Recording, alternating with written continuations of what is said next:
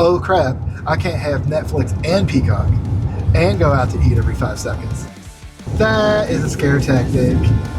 It's aggravating, but that doesn't mean you can't afford it. This isn't a generational avoiding work. It's a generation working full paychecks that still can't clear the cost of independent housing, driving largely by a national median home listing price of $430,000, I see that all the time. 34.4% above the 2019 levels. I see that all the time. The average house is $400,000. $430,000. And that is a scare tactic. I don't know why that's what we say, the average.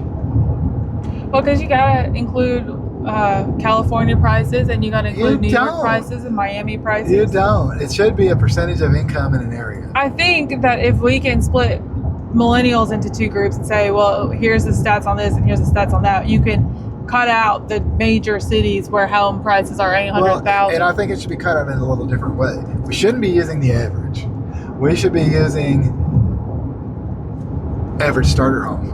Right? So if we know that the starter home is 1,600 square foot to 2,100 square foot, well, what's the average 1,600 square foot home and what's the average 2,100 square foot home?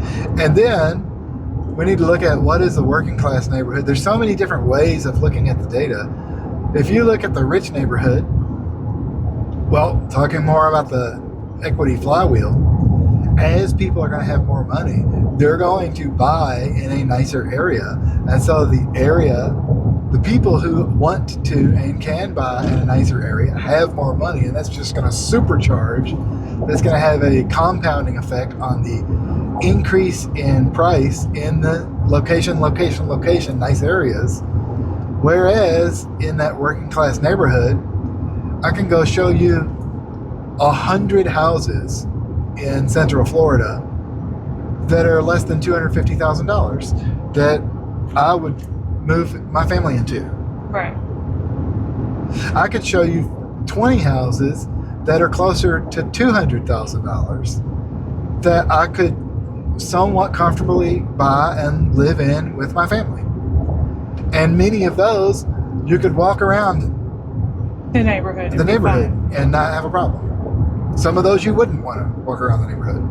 And now that's a troubling point, that at the $200,000 price point, you got to understand the neighborhood. Yeah. And I don't even know if you're allowed to opine on that as a realtor, but I can. But at the bottom edge of the market, there's still you can live in a bad neighborhood, or you can live in a neighborhood where you kind of have to watch out, don't bother your neighbors, and they're not going to bother you. But it's really right now not $400,000 to buy a house. It's $225,000 to buy a house. Half of what they said. And so that number is misleading. Now, to your point, Central Florida is kind of cheap. Yeah, you would have a harder time doing that in Louisville. You can still go get a house for $230,000, $240,000 in Louisville. That's safe, that you could walk around outside it? Yes. Think of Prairie Village. Now, you're not going to walk around at nighttime, and you're not going to bother your neighbors. Right. But you can have your kids ride bike out front. Not a problem. Not everywhere, not every street. You got to know where you are. But it's $240,000 there in Louisville, Kentucky. And you can get a 2-bedroom, 1-bath house for $180,000 there. Same thing. But the income expectation in those areas is like a regular, normal, what is the median household income in the Central Florida, Kentucky area. If you're going to go to live in New York, the median income in those areas is much like this schism. You have minimum wage jobs, which are, I don't know, some astronomical minimum wage that you can't afford to rent in Manhattan. But if you're going to get a professional job in Manhattan, you're not going to take $130,000 or $140,000 or $150,000 a year. You need $250,000 or $400,000 to get a decent apartment in Manhattan.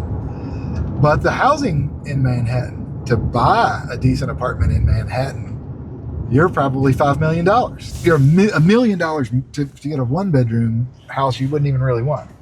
But my point there was to just come out and blast the ears of your listeners, the median home price is $430,000. That serves no one. That's just a scare tactic, and it's stupid. Well, I think their point is that it's 34.4% above the 2019 levels and asking rents nearly 18% above pre-pandemic normal. So I think they're saying that there's been a shift. Well, we talked about the shift. Hold on.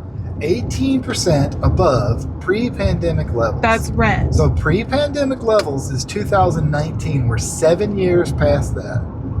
And so if we annualize that, if we just do a straight line annualization, that's a little over 2% a year, which is totally... No, it's 34.4%. 18% was rents. Oh, no, we're talking about rents. Oh. Well, we haven't been talking about rents the whole time. So well, let's talk about rents right now. Okay. To say that, oh, people can't afford rent, if we're looking at today, annualized straight line is a little over 2% increase for your rent. That's less than inflation. That's less than your income went up over that period of time. 34%. Does that say the same thing today or pre-pandemic? Yeah. 34%. So divide that by 7. So that's just under 5%. So 5% year over year increase on housing prices. If we go back and look at the last, the numbers, I don't know what the time frame was, if it was 30 years or 50 years or 100 years, but houses move up 3.3% year over year, regardless, over a longer period of time. So you're saying it's So misleading to because say it's that 7 years now? Yeah, it's a little 1.5% more year over year. And yeah, that compounds. That's aggravating. It's aggravating. But that doesn't mean you can't afford it. It just means, oh crap, I can't have Netflix and Peacock and go out to eat every 5 seconds.